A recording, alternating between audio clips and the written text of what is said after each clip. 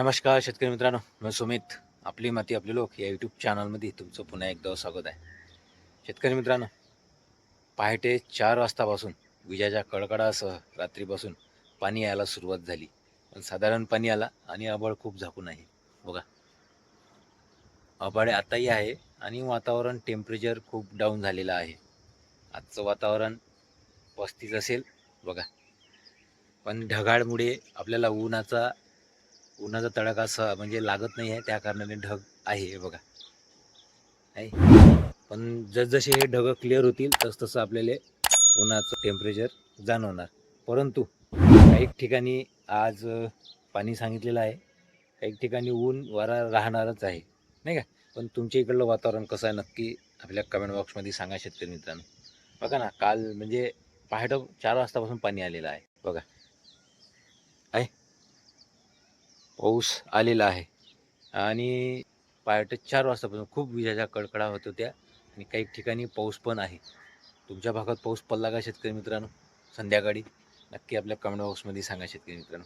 आणि एक सांगतो शेतकरी मित्रांनो, 1-2 दिवस पाऊस पण आहे आणि पाऊस असल्याच्या कारणानं तिळाची सोंगणी चालू आहे, नाही का.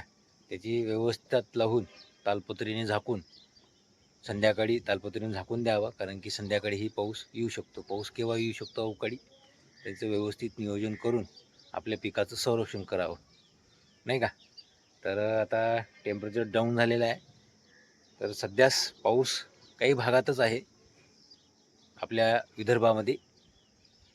तर दुपारनंतर आपल्याला ऊन दिसणार, उन्हाचा तडाखा जाणवेल आपल्याला, की ज्या भागात पाऊस आलेला आहे ऊन तपल्यानंतर तिथे गरमी होते, वापसा होते पाण्याचा, त्या कारणाने. हे बघा, ढगाळ वातावरण आहे, पाऊस खूप आलेला आहे. म्हणजे हे बघा,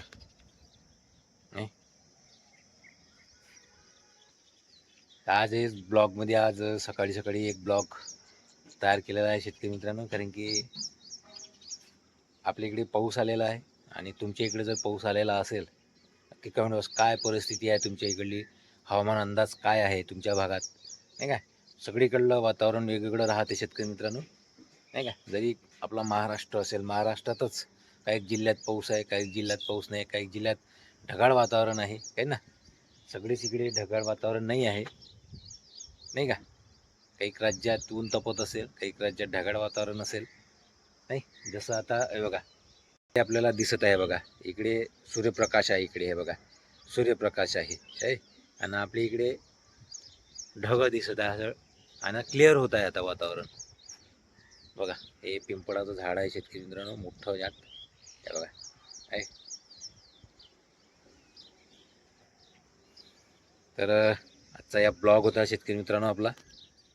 तर यावर्षी 2026मध्ये कोणतं तुम्ही वाण पेरणार आहे, सोयाबीन, कपाशी, तूर कोणती लावणार आहे, नक्की आपल्या कमेंट बॉक्समध्ये सांगा शेतकरी मित्रांनो, नाही का. आता दिवस जवळच आलेले आहे आपले आणि एक तुम्हाला मी सांगायचं आहे की बा, जे शेतकरी मित्र यंदा वर्मावर लावण्याचा प्रयत्न करत आहे, ज्या शेतकरी मित्राजवळ पाण्याची सोय आहे द्यायला, म्हणजे पाऊस समोर कमी आला तर आपण पाणी देऊ शकतो, पीक जिवंत ठेवू शकतो, तर त्या शेतकऱ्यांनी वर्म फाडून आपलं पीक पेरणी करावी. अन्यथा नाही. कोरडो आणि ज्यांची मुरमाटी जमीन आहे त्यांनी तर कधीच वर्मावर पेरू नये, कारण की जर पाण्याचा खंड पडला समोर तर पाण्याचा ताण पिकाले पडून पीक माघारते शेतकरी मित्रांनो, उत्पादन कमी होण्याची शक्यता आहे, नाही का. तर आता समोर पाऊस येईलच, अजूनही अंदमान निकोबारमध्ये काही हालचाल आहे नाही का. मोसमी वारे सुरू व्हायचीच आहे, तर हवामानाशी आपण कनेक्ट राहू, नाही का. हवामान अंदाज काय म्हणतो काय नाही, तर तुम्हीही माझ्या चॅनलवर प्रतिक्रिया द्या तुमच्या, काय यावर्षी कशा पद्धतीने तुम्ही लागवड करत आहे नक्की कमेंट बॉक्समध्ये सांगा शेतकरी मित्रांनो. परंतु ब्लॉगमध्ये हेच सांगायचं होतं मला की पहाटे 4 वाजतापासून अवकाळी पावसानं जोर धरला होता आणि दुपारनंतर पाऊस आहे किंवा ऊन आहे, कारण की निसर्गाचं काही सांगता येत नाही, नाही का. वातावरण बघा, मस्त थंड, टेम्परेचर डाऊन झालेलं आहे आणि खूप छान वाटत आहे, नाही का? तुमच्या इकडलं वातावरण काय म्हणते शेतकरी मित्रांनो? नक्की कमेंट बॉक्समध्ये सांगा. आणि आपण यंदा गहू पेरणी झाला आणि सबन गहू काढणी झाला, पाईप पण घरी आणले. कारण की बरेचसे शेतकरी मित्र काय करतात, मध्ये वनवा पेटवतात, धुरे पेटवतात. तर आपले धुरेवरच पाईप असते, तर काही हादसे पण झाले असतील, नाही का? पाईप जळतात. तर घरीच आणणं बेस्ट राहतं शेतकरी मित्रांनो. घरी आणा, सुरक्षित राहते पाईप, काही इजा होणार नाही, नाही का? नवजल पण बघा, नवजल पण घरीच.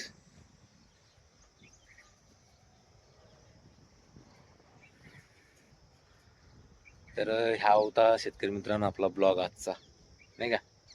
तर हा ब्लॉग कसा वाटला तुम्हाला?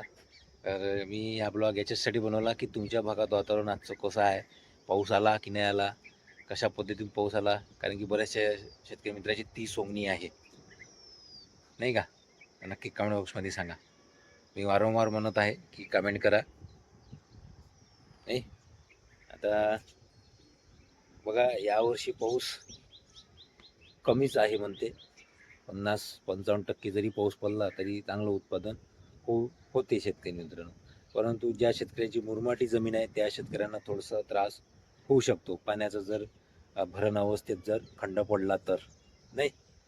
तर सोयाबीनची पेरणी, ज्या शेतकऱ्यांची जमीन मुरमाटी आहे त्या शेतकऱ्यांनी सोयाबीनची पेरणी कमीच करावी आणि कॉटन लावावा, असं मी सांगणार शेतकरी मित्रांनो तुम्हाला. तर हा ब्लॉग तुम्हाला कसा वाटला शेतकरी मित्रांनो, नक्की तुमच्या प्रतिक्रिया सांगा. आणि आपल्या चॅनलवर जर कोणी शेतकरी मित्र नवीन असेल, लाईक शेअर सबस्क्राईब नक्की करा. तर पुन्हा भेटूया शेतकरी मित्रांनो नेक्स्ट व्हिडिओमध्ये. धन्यवाद.